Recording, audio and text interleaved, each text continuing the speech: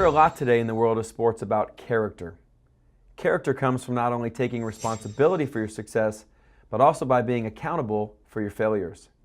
You'll now have an opportunity to hear these top athletes share the path that they've traveled, revealing both the failures and successes that have impacted their careers. The more famous you become, the more you attract people. If you ain't nobody going to come to you. But when you're special, those that do not make it want to take you away from where you are. That's a difficult thing. So many times you have to say, I don't want to be with this circle. I mean, look at the great athletes that we read about every day. One move cost them their character. And just recently, I know at a college, the #1 player of the college cheated on his tests.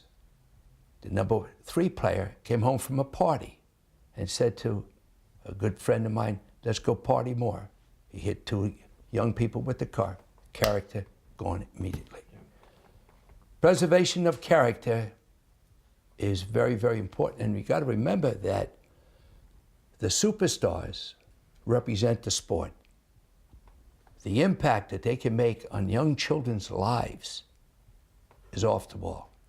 Being responsible for what I'm doing, my behaviors, staying in character, those are the goals that I try to set for myself. And when I'm not there, I really need to be aware of it. And if I can't grasp it during the action, shortly thereafter, I better be able to find it. Or I challenge myself to find it and try to figure it out and then let it go.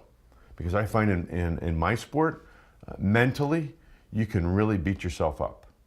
Because there's a lot of things around you that can affect who you are, how you think, how you react, how you speak, how you react to other people, whether it be your teammates, your opponent, umpires, coaches, fans, media. There's so many variables that come into play. But again, that's all about learning who you are and what you bring to, if you're playing an individual sport, well, you know what, it's all on you, it's on your shoulders, and that's okay, it's good, your golfer, your tennis. But when you're playing a team sport, for me, it's important to understand who you are, what you can bring to that team on a given day. What can I bring today?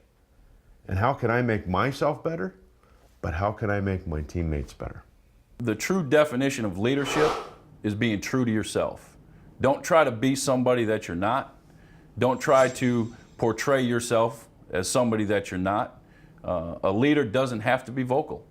A leader can lead a football team strictly through body language. And the way that they command respect when they walk into the huddle doesn't have to be vocally. And I think that the true winners, the great leaders, especially at the quarterback position, can lead their football team without ever saying a word. Athletes who make it to the top have set at their target, and it's something they've been striving for a number of years. So even from a very early age, the athletes who get to the senior teams have been on the pathway to get to those senior teams from an early age, so they've had that compelling target. I think one of the other key attributes is they're coachable, that they're open-minded, that they don't just think that they know the answers, that they accept there's many ways of getting to the top and there's many ways of success, and they're prepared to be open-minded, to learn and to listen. And I think that's a big one, particularly at the junior levels, is to have athletes who are coachable and who are not closed in their mindset. At the end of the day, it's up to you. Your character will define the path of where you want to go and ultimately what you want to be.